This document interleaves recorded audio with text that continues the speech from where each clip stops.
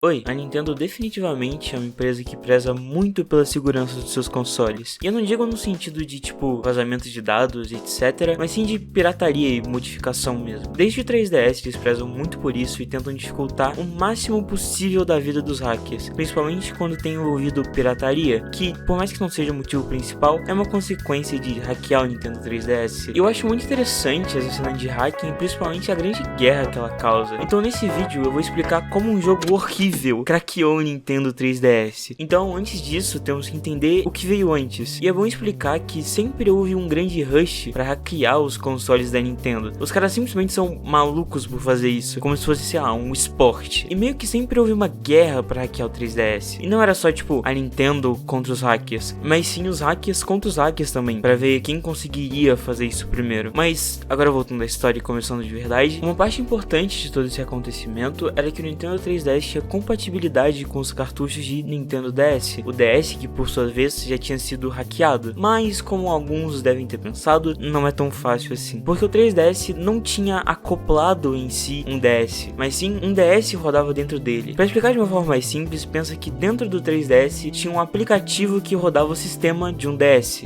e o sistema de DS não se comunicava com o de 3DS, e por causa disso era praticamente impossível hackear o 3DS da mesma forma que um DS, mas ainda assim esse aplicativo do DS ainda conseguia ser hackeado de formas mais simples. Então cartuchos de R4, que para quem não sabe eram cartuchos que rodavam jogos de DS, conseguiam rodar facilmente, o que habilitava a pirataria dos jogos de DS, o que, sei lá, não era muito, mas pelo menos era alguma coisa. E o que de fato os hackers queriam era tomar controle do 3DS para poder usar homebrews, rodar jogos de outros consoles e etc. Mas isso não era possível por esse método. E a Nintendo até tentava arrumar esse erro, mas era praticamente sem sucesso, porque atualizando os cartuchos já resolviam grande parte desses erros. Erros não, essas barreiras de segurança aí que a Nintendo criava. Para modificar / hackear um console não é algo tão fácil. Em alguns casos precisa até modificar os componentes do sistema, abrir e mexer ele na placa e etc. Mas isso não foi necessário com o 3DS. Ironicamente, o que precisava para hackear o 3DS era um cartucho de 3DS. Mas enfim, no outro lado da moeda, a Nintendo não dava para trás e sempre tentava impedir qualquer tipo de hack ao seu sistema e dedicava atualizações inteiras simplesmente para poder reforçar a segurança do aparelho, mas isso não adiantou muito porque o início dos hacks de 3DS já estavam começando. Antes de explicar isso, é só bom ter uma noção do porquê hackear um 3DS. Por mais que muitas pessoas achem que é só para jogar jogos sem pagar, talvez seja para algumas pessoas, mas não é para a maioria dos hackers. Geralmente a pirataria é mais uma consequência do que uma causa principal, que na maioria das vezes é colocar um homebrew. E o homebrew funcionaria para ter total controle do sistema, seja para modificar jogos do 3DS, fazer aplicativos específicos, temas, ou sei lá, rodar Breath of the Wild. Sério, é maluquice isso daí. Habilitar o homebrew abre diversas portas para você fazer o que você quiser com o console praticamente. Mas mesmo assim, haviam grupos que eram focados em, primeiramente, habilitar a pirataria. E um desses grupos era a Gateway, que foi a primeira a habilitar a pirataria no 3DS. Eles eram uma empresa totalmente focada na pirataria e praticamente não ligavam para a comunidade do homebrew. E eles sempre faziam questão de esconder como eles conseguiam piratear o 3DS. Então as pessoas só aceitavam que funcionava porque sim e pronto. E obviamente eles vendiam os cartuchos necessários para poder hackeá-lo. E por mais que eles fizessem questão de esconder isso, eventualmente a resposta aparecia. E essa primeira versão funcionava de uma forma bem simples. Funcionava mais ou menos assim. Ele vinha com dois cartuchos, um azul e um vermelho. O azul era praticamente um cartucho normal de DS, só que ele por sua vez fazia uma coisa bem interessante. Antes eu disse que o 3DS não se comunicava diretamente com o DS, né? Pois é, não era bem assim. Basicamente existia uma forma de fazer isso, usando um aplicativo do DS, que era o DS Profile, que era um serviço online, mas o que importa mesmo é que lá você conseguia mudar o seu nome do DS e ter uma mensagem padrão, como se fosse uma bio mesmo. E quando você alterava isso em um DS em si, alterava as configurações do sistema, mas como isso rodava em um aplicativo dentro de um 3DS, acabava que essa mensagem e os nomes alterados teriam que ser mandados para o 3DS para assim ser mandados de volta para o aplicativo do DS, assim se comunicando diretamente. E é aí que a parte interessante vem. O cartucho azul fazia essa alteração, só que ele só alterava o nome e a mensagem para nomes e mensagens extremamente grandes, o que fazia o 3DS ter uma sobrecarga de informação, o que por sua vez abriu uma pequena janela para rodar qualquer, entre aspas, tipo de código. E é aí que vem o cartucho vermelho. Ele rodava jogos não autorizados de Nintendo 3DS, o que abria portas para pirataria, mas não para homebrew, porque esse erro era só a porta de entrada, que realizava coisas mais simples, como rodar um jogo. Qualquer coisa além disso teria que ser realizada por meio de outros erros que viriam do 3DS em si. E com o passar do tempo, óbvio que a Nintendo fez medidas para acabar com esse exploit, o que fez com que o Metal Gateway fosse impraticável. De certa forma, a verdade é que tinha uma forma de burlar isso, e era bem simples, era só você não atualizar o Nintendo 3DS. E por causa disso você não teria acesso a nenhum serviço online da Nintendo, o que também era possível de burlar, se você guardasse a BIOS atualizada do 3DS em um cartão de memória. Então tecnicamente você rodaria dois 3DS em um 3DS. E por alguns meses a comunidade do 3DS ficou bem quieta, até que foi feita uma publicação falando sobre um novo e legítimo hack de 3DS chamado SSS-PWN, ou como eu vou chamar aqui, Spawn. Esse exploit, por sua vez, suportava o Homebrew e dava todo o acesso ao console, e ele funcionava na versão mais recente do 3DS. Mas tinha dois problemas nessa história. Esse erro não habilitava a pirataria por si só, e o último detalhe é que o criador dele não queria lançar a público, porque no momento esse era o único exploit existente do 3DS, e se ele fosse lançado às pressas, provavelmente a Nintendo já ia dar um patch no 3DS, e por causa disso ele não ia funcionar mais. Então o criador desse exploit, o SMA, achou que era melhor a primeiro momento guardar ele e fazer que ele funcionasse 100% antes de lançar ao público. Então ele montou um pequeno time de desenvolvedores e alguns meses depois disse que o Homebrew estava praticamente pronto e que ia lançar ele em breve. Mas para isso as pessoas precisariam de um certo jogo no Nintendo 3DS. Mas, novamente, o lançamento desse hack teve que ser adiado, porque a Nintendo anunciou o New Nintendo 3DS. E seria ótimo se esse exploit fosse lançado após o New Nintendo 3DS, por motivos óbvios, ele também ia rodar nesse console. E se eles lançassem antes, a Nintendo teria praticamente todo o tempo do mundo para poder modificar o novo 3DS e tirar esse erro do sistema. Então, depois de muito tempo e hate, o Nintendo 3DS foi lançado. O exploit funcionava e alguns dias depois, o SMA publicou o seguinte vídeo no Twitter. E fazendo uma pausa aqui, eu juro que ninguém sabia desse jogo antes disso.